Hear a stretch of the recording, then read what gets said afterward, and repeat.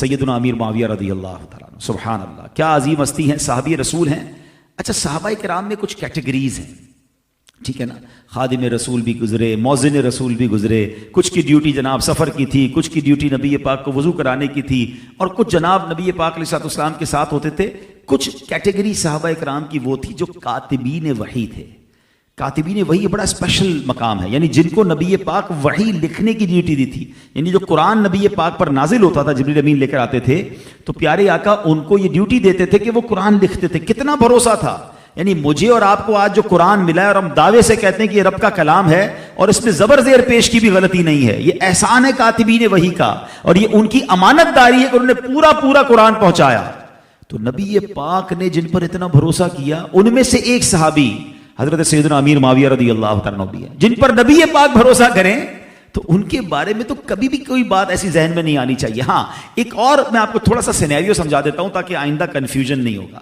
حضرت امیر معاویہ رضی اللہ تعالیٰ عنہ کو بہت زیادہ بعض اوقات معاذ اللہ غلط کرتے ہیں، کرٹیسائز کرنے والے یزید کی وجہ سے کرٹیسائز کرتے ہیں کہ یزید بڑا پلید تھا، اس نے کربلا والوں پر بہت ظلم ڈھایا۔ ہم بھی کہتے ہیں وہ پلید تھا، ابھی تو سزا اس کو ملنی ہے، لیکن کسی کی اولاد کی وجہ سے کسی کو کرٹیسائز یا کسی کو برا بھلا نہیں کہا جا سکتا۔ اگر یہ فارمولہ مان لیا جائے تو حضرت آدم کا بیٹا ہی تو قابیل تھا نا، جس نے اپنے بھائی کو قتل کیا، ٹھیک ہے، تو کیا معاذ اللہ بیٹا قاتل ہے اس لیے باپ کو برا کہیں گے؟ اگر حضرت آدم کو برا کہیں گے تو ایمان سے ہی چلے جائیں گے، وہ تو اللہ کے نبی ہیں۔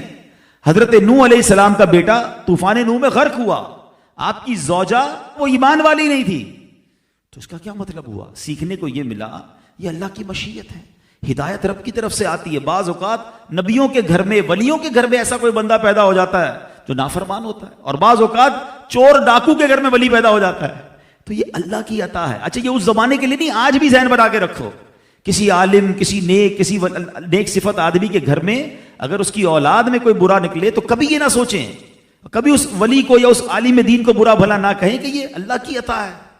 بھائی باپ تو کوشش ہی کر سکتا ہے نا، ہدایت تو رب نے دینی ہے، نہیں ہے نصیب میں اس کے، تو ہم گناہگار ہوتے ہیں کسی کے بارے میں برا بھلا کہہ کر اولاد کی وجہ سے۔ اور اب ایک اور بات بتاؤں، بعض اوقات جو بندہ کسی کو کسی برائی پر جو اس کی برائی نہیں ہے اس کے بارے میں کرٹیسائز کرتا ہے نا، تو کہتے ہیں نا پھر دنیا میں اس کو بھی دکھا دیا جاتا ہے، کہیں آپ اپنی اولاد میں پریشان نہ ہو جائیں۔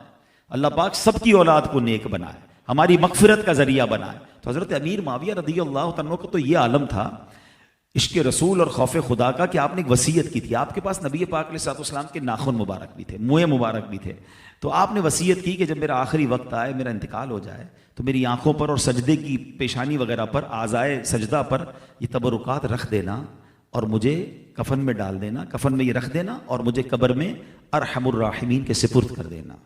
تو صحابہ کرام بھی تبرکات لے کر قبر میں جاتے تھے۔ اس سے یہ بھی سیکھنے کو ملا کہ تبرکات ماشاءاللہ بڑی برکت والی چیز ہے۔